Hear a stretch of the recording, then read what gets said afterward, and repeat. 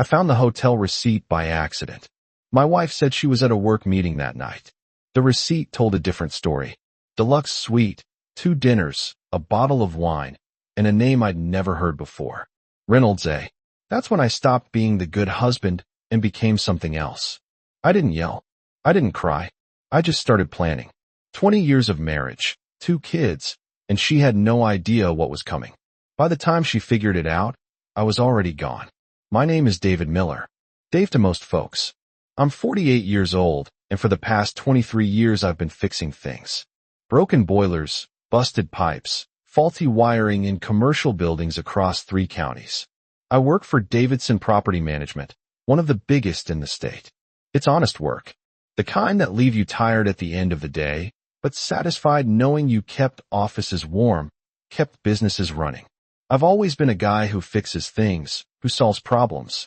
Never thought I'd face when I couldn't fix with my hands in a toolbox. I married Sarah 20 years ago. Met her at a buddy's barbecue. She was a nurse back then, working nights at County General.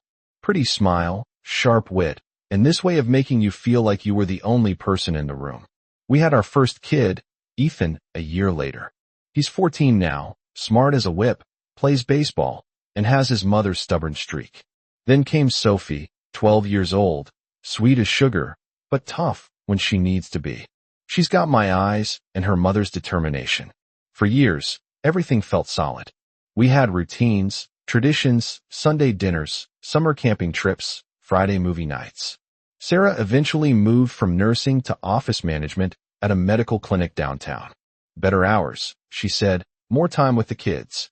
I believed her. I believed everything. It started 3 weeks ago on a Tuesday evening. I came home late from a job at the Riverside office complex. Burst pipe on the 4th floor. Took me 6 hours to sort out. I was beat, covered in grime, wanting nothing more than a hot shower and whatever leftovers were in the fridge. The house was quiet. Ethan was upstairs doing homework. Sophie was at her friend's place for a sleepover. Sarah was in the living room, curled up on the couch with her laptop, half watching some reality show. I headed upstairs, stripped off my work clothes, and stepped into the shower. The hot water felt like heaven on my sore shoulders. When I got out, I noticed Sarah's purse sitting on her dresser. It had tipped over, and some contents had spilled out. Keys, lip balm, receipts. I started picking things up. Not snooping, just tidying. That's when I saw it. A receipt from the Grand View in high-end place about 40 minutes outside town up in the hills. The kind of spot where anniversaries happen, where couples go to get away. The date on it was from 2 weeks ago, a Thursday. Sarah had told me she was working late that night, some staff meeting that ran long.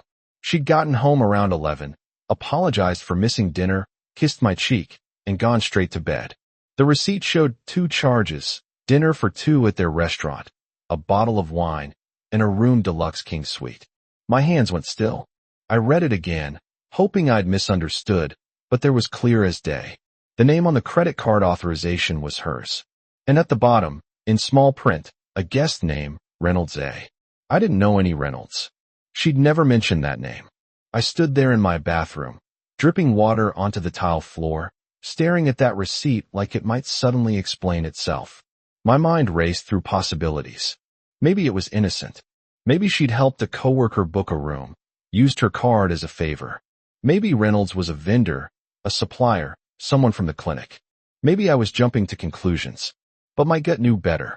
20 years of marriage teaches you things. You learn the rhythm of your spouse, the patterns, the tells, and something about this felt wrong, like a pipe that's been leaking behind the walls for months before you finally see the damage. I heard footsteps on the stairs. Sarah was coming up.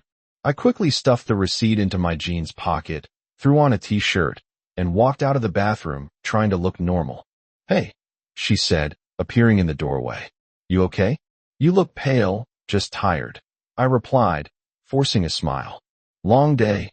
She nodded, already turning her attention back to her phone. "Ethan needs help with his history project. Something about the Civil War. Can you check on him?" "Yeah, sure." I went down the hall to Ethan's room. My son sat at his desk surrounded by books and printed articles. His laptop opened to some documentary video. "Dad, check this out," Ethan said without looking up. Did you know that more Americans died in the Civil War than in World War I and World War II combined? I did not know that, I said, trying to focus. That's pretty heavy, bud. He finally looked at me. You good? You seem distracted.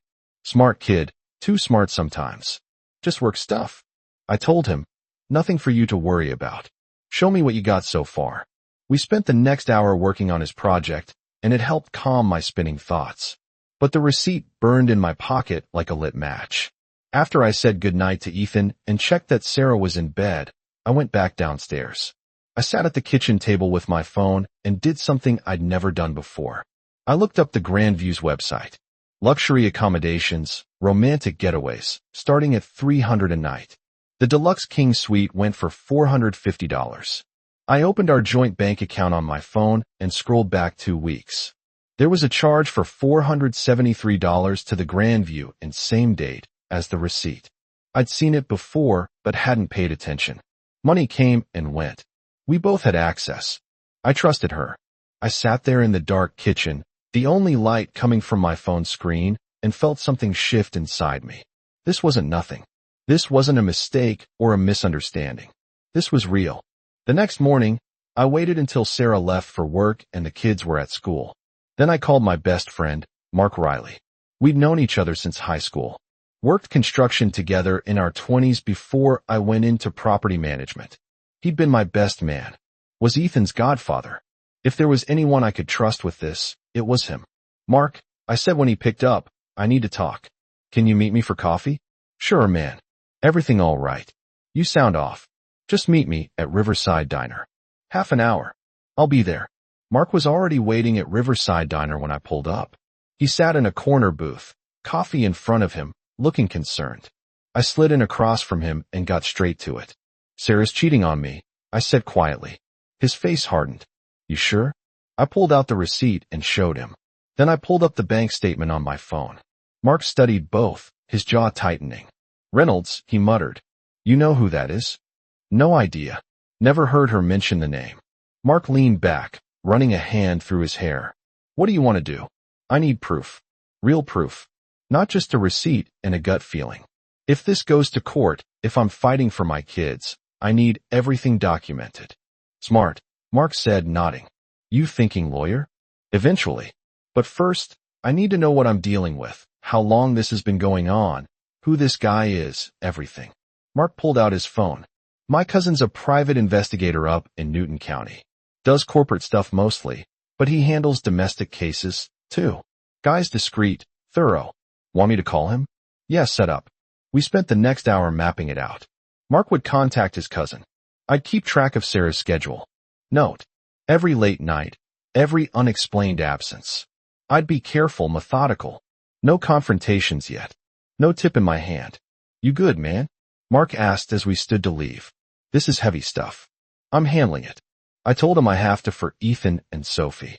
That night at dinner, I watched Sarah cross the table. She was laughing at something Sophie said, helping Ethan with his geometry homework between bites of chicken. She looked so normal, so much like the woman I married. It made my chest ache. After the kids went to bed, she came up behind me while I was loading the dishwasher and wrapped her arms around my waist. You've been quiet tonight, she said softly. Just tired. Big project at Riverside Complex. She kissed my shoulder. Well, don't stay up too late. You need rest. I nodded, not trusting my voice. 2 days later, I met with Mark's cousin, Frank Hughes.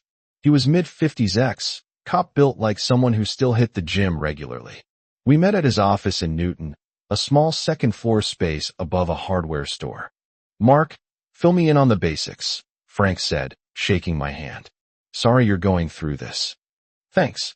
What do you need from me? Everything you've got. Her schedule, the receipt, bank statements, any names or locations.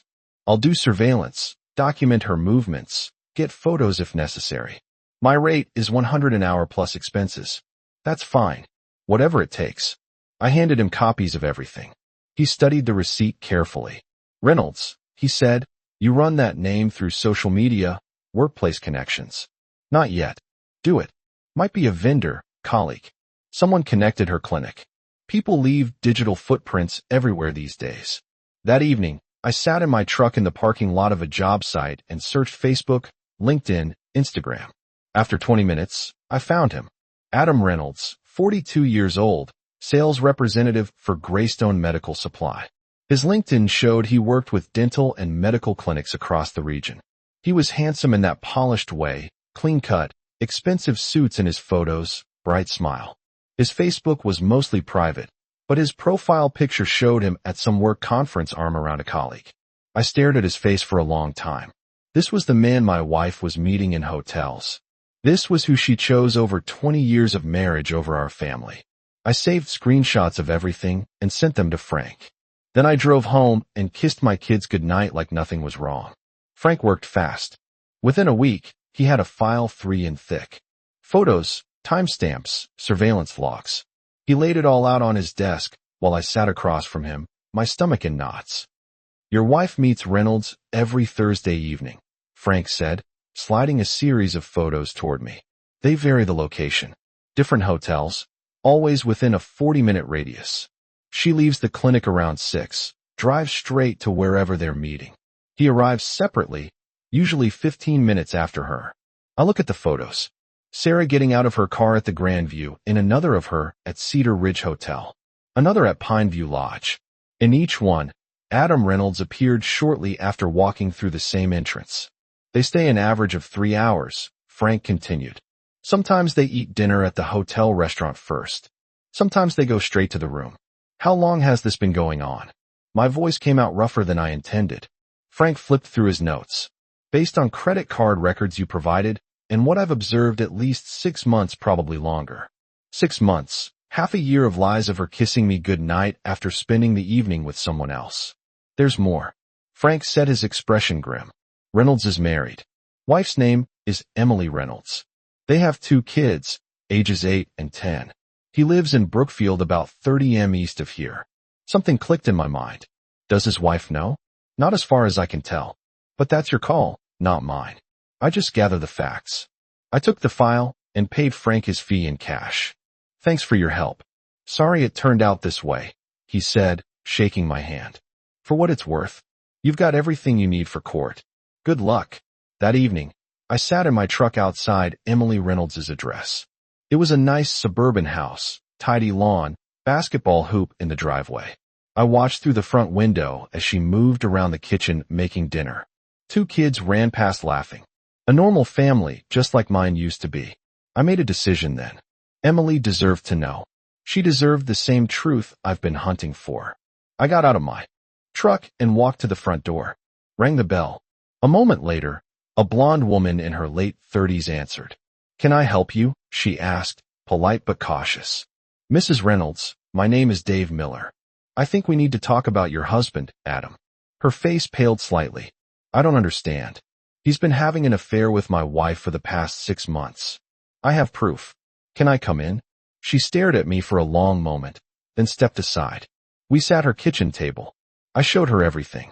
The photos, the hotel receipts, the timeline. She didn't cry, didn't yell.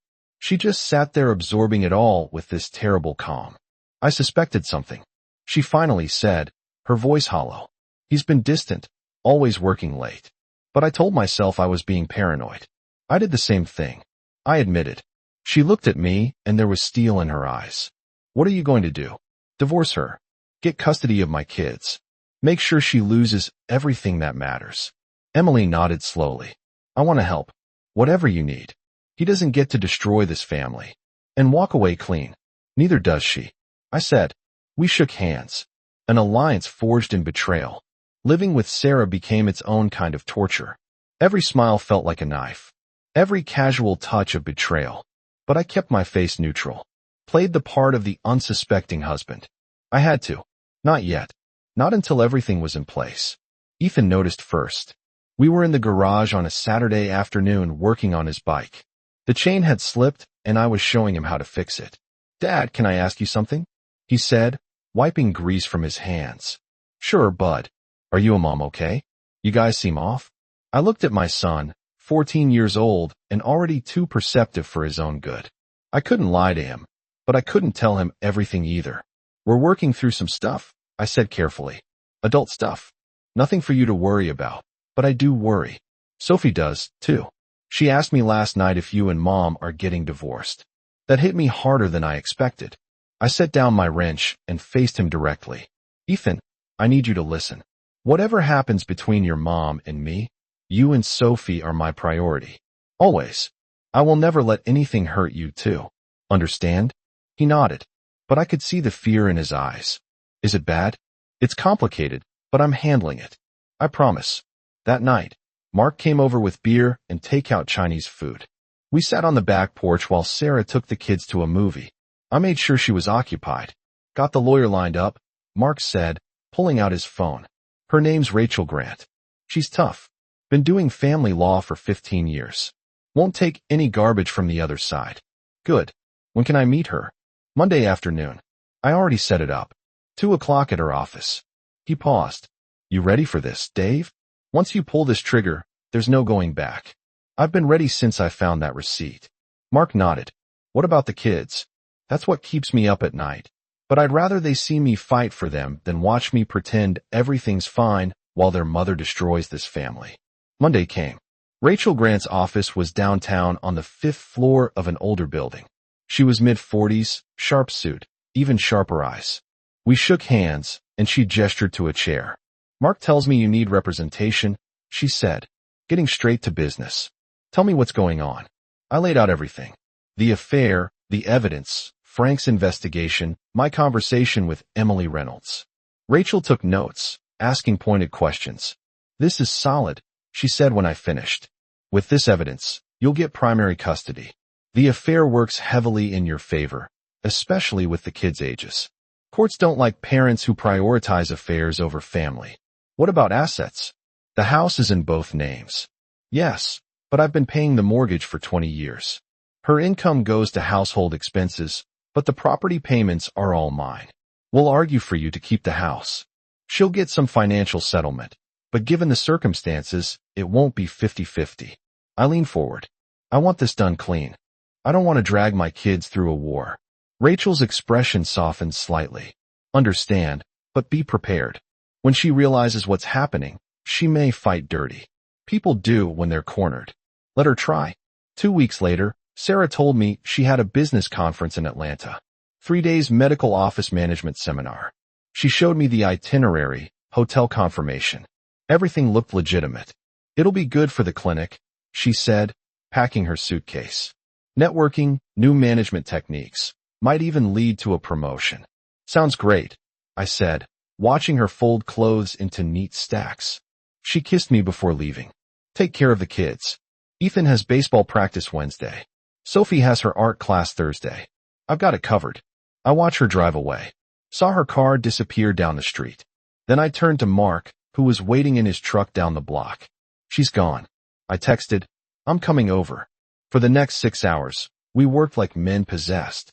I'd already moved most of my important stuff to the storage unit I'd rented under my name only. My tools, photo albums, my grandfather's watch, documents, everything with real value. Now we clear the rest. Clothes, shoes, my side of the bathroom. All of it went into boxes and bags. Mark's truck made 3 trips to the storage unit. We worked in silence, mostly efficient, methodical. You sure about this? Mark asked during the second trip. This is Cole, man. She's been lying in my face for 6 months. She doesn't get a warm goodbye. By evening, my presence in that house have been erased. No razor in the bathroom, no coffee mug in the cabinet, no work boots by the door. It looked like I'd never existed there. The hardest part was the kids. Ethan and Sophie were at their grandmother's house, Sarah's mom, for the week. I'd arranged it carefully, told them I had a big project at work and needed to focus. They'd be back Friday, the same day Sarah returned, but they wouldn't come back to the same house. I left the divorce papers on the kitchen table filed and ready. Next to them, a thick envelope with copies of all the evidence, photos, hotel receipts, Frank's investigation report, bank statements, everything. I also left a letter. Not an apology, not an explanation, just facts. Sarah, by the time you read this, I'll be gone. You've been having an affair with Adam Reynolds for at least 6 months. I have proof of everything. The divorce papers are filed. My lawyer will contact you. The kids will stay with me. You made your choice. Now live with it. Dave, Mark, help me load the last boxes into my truck. Where you headed? Apartment I rented across town. 2-bedroom. It's small but clean. Got furniture coming tomorrow. And the kids, I'll pick them up Friday. Take them to the new place. Explain everything in a way they can handle. Mark gripped my shoulder. You're doing the right thing, brother. Those kids need stability. They need a parent who doesn't lie. I nodded, unable to speak past the lump in my throat. That night, I slept in my new apartment. It was quiet, empty, but it was honest. No more pretending. No more lies. When Sarah came home Friday afternoon and walked into that empty house, when she read that letter and saw those photos, her world would shatter just like mine had 6 weeks ago. Sarah's flight landed Friday at 4 o'clock in the afternoon.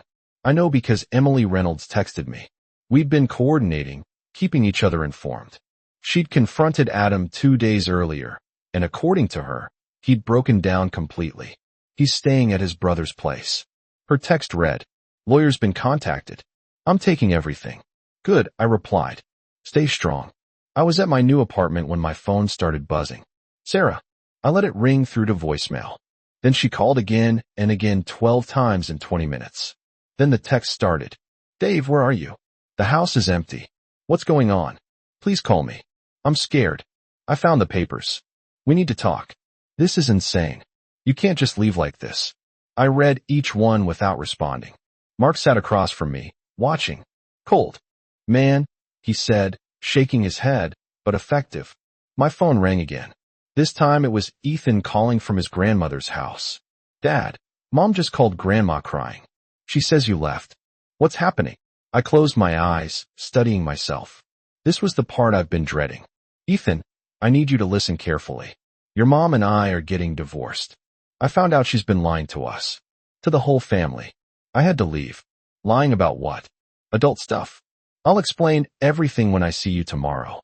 But right now, I need you to know that you and Sophie are safe. I'm not going anywhere. How about a new place set up for us? Are we going to live with you?" "Yes. I'm picking you both up tomorrow morning. We'll talk then." "Okay." There was a long pause. "Okay. Dad, is Mom going to be all right?" That question gutted me. Even now, my son was worried about her. "Your mom made some choices, Ethan. She'll have to deal with the consequences. But that's not your responsibility. You focus on school, baseball, being a kid. Let me handle the adult problems." "All right. Love you, Dad." "Love you too, son." Saturday morning came. I drove to Sarah's mother's house to pick up the kids. Ethan met me at the door, his face serious beyond his years. Sophie stood behind him, clutching her backpack. "Hey, kiddo," I said, kneeling down to Sophie's level. "You ready to see our new place?" "Is it nice?" she asked quietly. "It's got a backyard in your own room. I think you'll like it." During the drive, I explained everything as simply as I could. Their mother had been seeing someone else. I'd found out and decided we couldn't stay together, but I wanted them to know this wasn't their fault. Nothing they did caused this. Ethan stared out the window, processing. Sophie cried quietly in the back seat. "Can we still see Mom?" Sophie asked. "Of course, she's still your mother. This is between her and me, not you kids." The new apartment felt smaller with them in it, but it was home. Ethan checked out his room, nodded approval at the baseball posters I'd hung. Sophie arranged her stuffed animals on her bed carefully. That evening, Sarah showed up. I've been expecting it. She knocked hard, then rang the doorbell repeatedly. I opened the door, but stood in the frame blocking entry. "What do you want?" She looked terrible. Red eyes, hair disheveled, still wearing the same clothes from her flight. "We need to talk, Dave. Please. You can't just throw away 20 years. "I'm not throwing anything away. You already did that. It was a mistake. A stupid, terrible mistake. But we can fix this." "No, Sarah. We can't." Sarah's face contorted. "You won't even let me explain." "Explain what?" 6 months of hotels with Adam Reynolds. The lies. I know everything. "Sarah, I have photos, receipts, a full investigation report. There's nothing to explain." She went pale. "You hired someone to follow me. I did what I had to do. You want to know the really pathetic part?" His wife didn't know either. Emily Reynolds. Nice woman. 2 kids. I had to tell her that her husband was spending their money on hotels with you. Sarah stumbled back like I'd hit her. You told his wife. She deserved to know. Just like I deserve to know. Dave, please. Tears streamed down her face. I love you. I made a horrible mistake, but I love you. We have kids together. We have a life. Had a life. Past tense. You destroyed it the first time you checked into a hotel with him. It's over with Adam. I ended it. I swear. I don't care. It doesn't matter if it's over. The damage is done. Ethan appeared behind me in the hallway. Dad, everything okay? Sarah saw him and her expression shattered. Ethan, baby. Ethan's face was hard. I heard everything, Mom.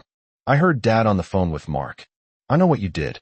My son, 14 years old, looked at his mother with something close to contempt. Ethan, please try to understand. Understand? What? That you lied to us? That you chose some other guy over Dad? Over us? It wasn't like that. Then what was it like? Ethan shot back, his voice rising. Because from where I'm standing, you lied every single day. You looked us in the face and lied. I put a hand on Ethan's shoulder. Go check on your sister, son. I've got this. He hesitated, then nodded and walked away. Sarah watched him go, sobbing openly. My kids hate me. Your kids are hurt. There's a difference, but that's on you to fix, not me. Dave, I'm begging you. Give me another chance for them. For our family. I looked at the woman I'd spent 20 years with.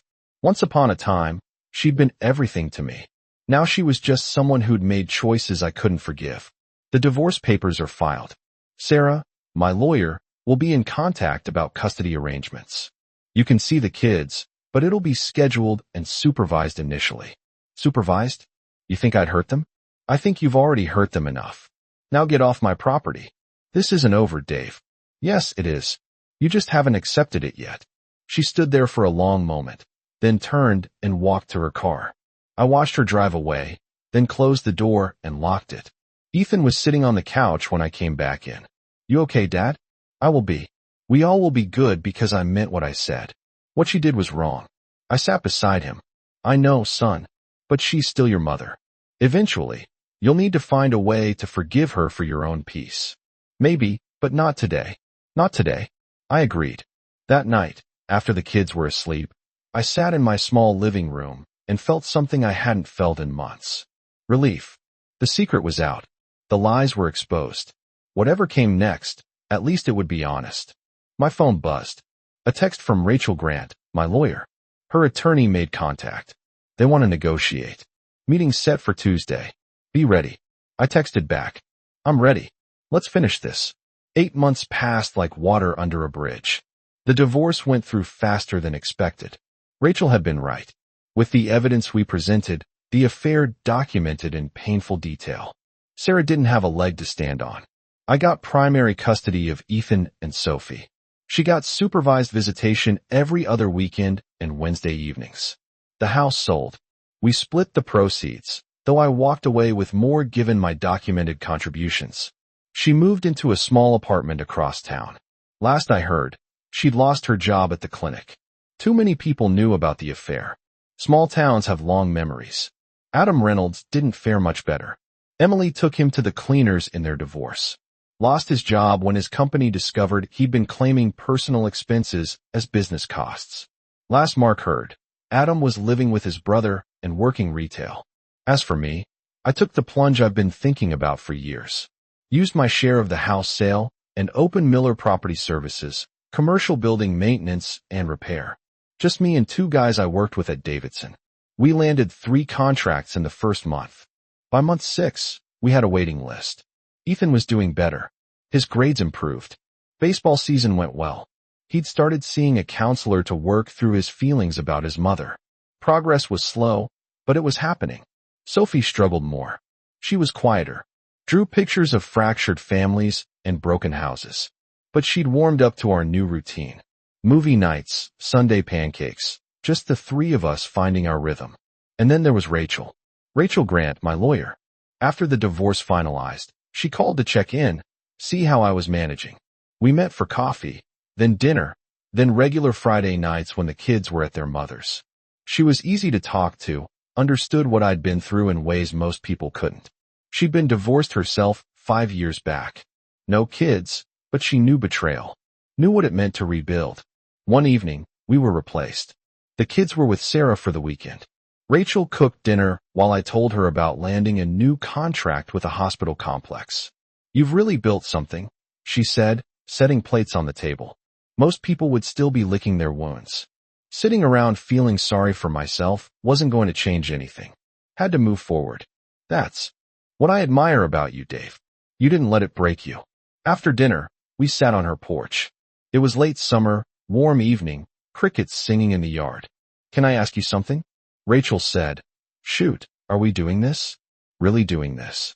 I looked at her. Smart, strong, honest, everything Sarah hadn't been. "Yeah," I said. "I think we are." She smiled. "Good, because I'm all in." 2 weeks later, Sarah showed up at my apartment unannounced. It was a Saturday morning. Rachel had stayed over. She was in the kitchen making coffee when the doorbell rang. I opened it. Sarah stood there looking thinner, tired.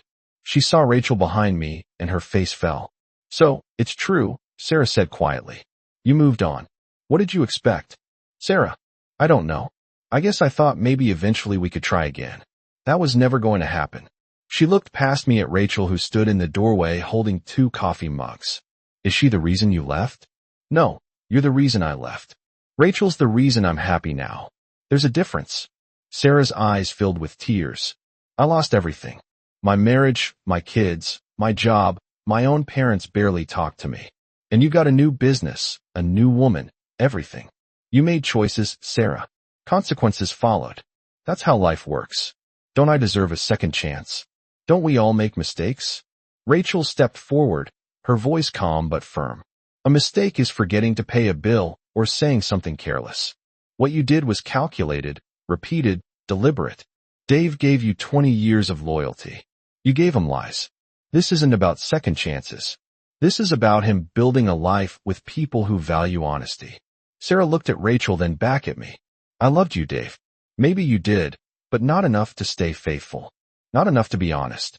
And that's something I can't forget or forgive." She nodded slowly, wiping her eyes. "I guess this is really goodbye." "Yeah, it is." She walked back to her car. I watched her drive away one last time. Rachel touched my arm. "You okay?" "Better than okay. For the first time in a long time. I'm exactly where I need to be." The months rolled on. Miller Property Services grew. We hired 2 more guys. Expanded to residential work. Ethan got accepted to a summer baseball camp. Sophie joined an art program at the community center. They were healing slowly but surely. My relationship with Rachel deepened. She met the kids officially. Kept appropriate boundaries. Never tried to replace their mother. Just became someone steady in their lives, someone trustworthy. 1 year after I found that receipt, I stood in the office of my new business. Framed contracts on the wall. 3 trucks parked outside with my company logo. A full schedule for the next 2 months. I'd built this from nothing. From the wreckage of a broken marriage. Mark stopped by that afternoon carrying a 6-pack. "Congratulations, man. You did it." "Did what?" "Came out the other side. Most guys would still be bitter, angry, stuck. You build a whole new life." Had to for Ethan and Sophie. For myself and Rachel. I smiled. "Yeah, and Rachel."